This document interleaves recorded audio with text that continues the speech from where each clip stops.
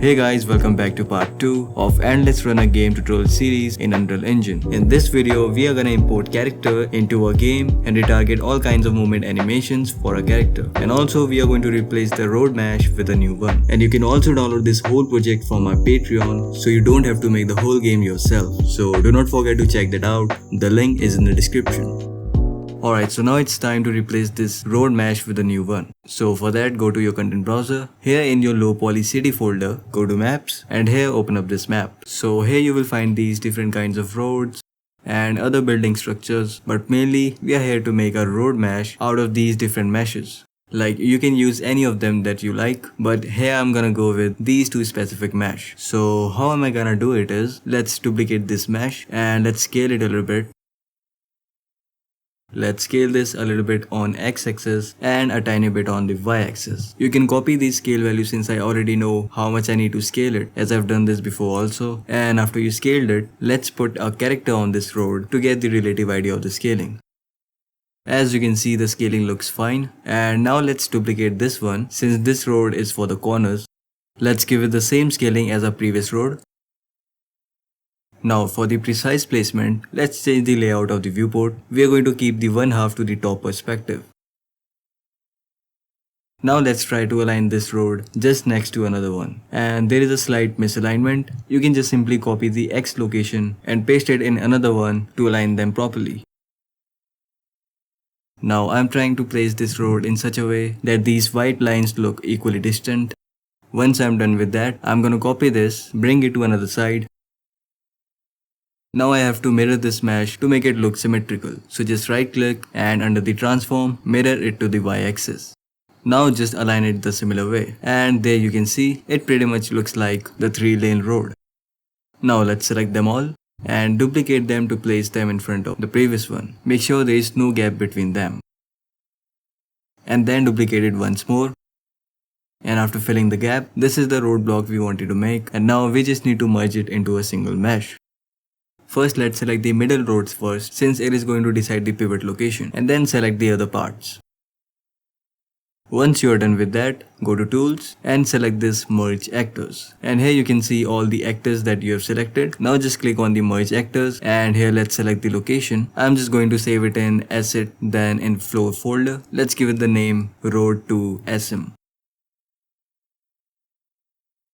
There it is. Now if I place this into the level, here you can see it is exactly same as this one, but it's just a single mesh. Now the only thing we need to do is, we need to shift its pivot point all the way to starting, just like we did for the previous road we were using in the previous part. So just switch to modeling mode, then in the X form, select edit pivot and then you can shift your pivot. Move it all the way to starting. And when you are done, just accept, and now the pivot location has been changed permanently. Now let's go back to our third person level. You can save them all. And now we need to replace that mesh with this one. So just go to your floor BP and here change the floor mesh with the mesh which we just created. Just change the scaling back to 1. But the attach point location has also been disturbed because of the scaling. So let's place this again at the end of the road. Instead let's just attach it to the scene root. And set its scale back to 1. There you go. Let's compile. And now if we play, you can see it's looking a lot better than just a plain black texture. Now we want our character to run in a single line, not like so freely like other games. So to do that, let's open up our character blueprint, which is in the third person and blueprint folder. There it is. Now here you can see there are many different inputs for the movement, but we don't really need them, so let's delete them. Now here we just need this move event. Let's unplug this out from this input and here instead we are going to call this using event tick. The event tick runs every frame, so we will be telling our player to run every frame instead of we just pressing any key. Now here set the y-axis parameter to +1, since this will tell the character to run in the forward direction. Now if I play, you can see the character is running without me pressing any input key. But now we need to adjust the spring arm or the camera boom a little upward, but this doesn't rotate because here in the details we need to uncheck some options first, which are inherit pitch, Y yaw and Z roll. And now we must be able to rotate the camera boom. Also here you can enable the camera lag, which smooths out the camera movement. And now if you play, here you can see the camera view is a lot better now. Now it's time to import character in our game, and for that we have this stylized character kit. You can find this in the marketplace, and it's a really great asset pack which contains different kinds of characters. So just add this to your project just like you did for the previous asset pack. Select the closest version it's compatible with and then add to project. After this, in your content browser, you will see this SCK casual folder, and inside this, if I show you through the skeletal mesh filter, you can see these are all skeletal mesh that comes with this asset pack. Now I'm gonna go with this character to be specific. You can go with any that you like. So what I'm gonna do is, I'm just going to copy this skeletal mesh, and inside the characters folder, I'm gonna make a new folder, and inside this I'm going to paste this character. Now let me rename this character to runner character. Now a good thing with this character is that this is using this UE4 mannequin skeleton, so it is going to be really easy to retarget any animation we want. Now just go to your character blueprint, and here let's select the mesh, and we are going to change the skeletal mesh to our runner character. Now it looks a little weird because it's using wrong animation class. So from here we are going to change its animation class to third person NMBP. Now it looks great. If I show you this NMBP, here you can see it's using this UE4 mannequin skeleton which our runner character uses. So that's why it works correct with this animation blueprint. Now if I play, you can see we have totally replaced our character with this runner character. Now we need to do some little modification in our animation blueprint. So first of all, in animation graph, here we are going to add a default slot. So just search for it. There it is. Now what this do is, this allows us to play animation montage along while we use the animation blueprint. Now inside this state machine, we just only need this idle run state, so just delete rest of them because we are going to play them through animation montage in our character blueprint. Now for the animations, we are going to use one more asset pack, that is sample animation. It was released by Epic Games previous year, and it contains 500 free animations which you can use in your own project. Now for this you need to create a project, so let's just create one. Alright, there it is. And here you can see the character movement is really smooth with all the animations because it's using motion matching. But we are not going to use motion matching for our project, we just need to extract some animations from this project. So in your content browser, go into characters, UEFN mannequin, animations, and into this jump folder, here are all the animations we are going to choose from. Now you can choose any of the animations you like and is appropriate for the project, but I've already chosen some of the animations and one of them is this one. So this animation I'm gonna use for jumping into another lane on the left side. Similarly, there is this another animation to jump onto right side. There it is. So what I'm gonna do is, to migrate these animations into our project, let's select both of these animations. Right click and click on show in explorer. This is going to locate the animation file in your file explorer, and from here you can copy them one by one. Then go back to your project, and here in the content browser let's create a folder. Let's name this animations, since here we are going to keep all of our animations, and right click and show in explorer and paste that animation file here. Also copy that second animation file and paste it here. There you go. And now if we go back to our project into this animation folder, here you'll see we have both of these animations. Now if we try to open this animation, it will throw us this message telling it doesn't have the skeleton it was using, so we need to assign new one. Just click on yes. Now here we need to pick replacement skeleton. Now our target skeleton is this one which our runner character uses, but still we cannot assign it yet because I've done this before, and when we directly try to retarget the skeleton for this animation, the animation looks a little bit weird. Maybe because skeleton structure doesn't match properly with this one, so we are going to retarget this animation with this SK mannequin skeleton first, since it works with this properly. So let's click OK, and now if we open this animation, here you'll see the animation has been retargeted for this skeleton and it looks quite perfect. Now do the same with the second one.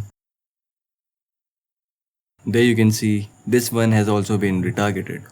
And now it's time to retarget these animation for our runner character. So just right click, go to Retarget Animation, and here in the target skeletal mesh, select our runner character. And here we want to retarget these side jump animations. So just select both of them. Then click on export animation. Here select the export location and click on export. So finally there they are. If I open this up, here you can see the animation has been retargeted for our runner character, and also there is no issue with the animation. And now we can delete these SK mannequin animations since they were just a middle source to retarget the animations. Now we need to do the same process for the other animations that we want to import in our project. So I've selected some animations already. You can also use the same animations that I'm using. Here I want to extract some jump animation. One of them is this one right here. It's a really good animation we can use for the jump moment in a game. So I'm gonna use total 3 jump animations for a game and randomize between them. So another 2 are these. And also we will be needing a roll animation, so we are gonna use this one. Looks pretty good. Now do the same retargeting process we did for our previous animations. Now after you're done with retargeting, delete these SK mannequin animations since we only need our runner character animations. Now let's organize these animations into different folders. So I've created this jump folder to keep all the jump animation inside this, and then a roll folder to keep this roll animation inside it. Now let's open this side jump animation. Inside this we need to make some changes. First of all, we need to disable the root motion so the player will stay at one place while playing the animation, and then we need to trim the unnecessary part from this animation. So if I show you, we want to end this animation at 33 frame. So right after this frame, I want to end this animation. So right click, and from this option, it will remove all the frames after 33. There you go, and now you can see the animation has been trimmed out. Now we are going to do the same with the left jump animation. So just like before, disable the root motion, and at frame 33, remove the rest of the frames. Now let's go to roll animation. Open this up, and here disable the root motion first, it already is, and make sure the force root lock is enabled for this animation. Now it's time to trim the animation. Now in this animation the player jumps from a height and then starts to roll. So we need to trim this from where it starts to roll, which starts from somewhere around 30 frame. So just right click and remove frame in range 0 to 30. There you go. Now the animation directly starts from where the character starts rolling. Now we also have to trim the last part of the animation, which is at around from frame 29. So just remove the last frames, and the rolling animation is also ready. And now it's time to trim the jump animations. Let's open this up. Now I have already wrote down the starting and the ending frames of the animations. So for all kinds of jump animation, it starts from 5th frame and ends at 40. Now before that, make sure you have disabled the root motion, then right click and remove frame 0 to 5. And then remove the last part of the animation from frame 37. There you go. Now you have to repeat the same trimming process for rest of the 2 jump animations, since they also have the same trimming frames.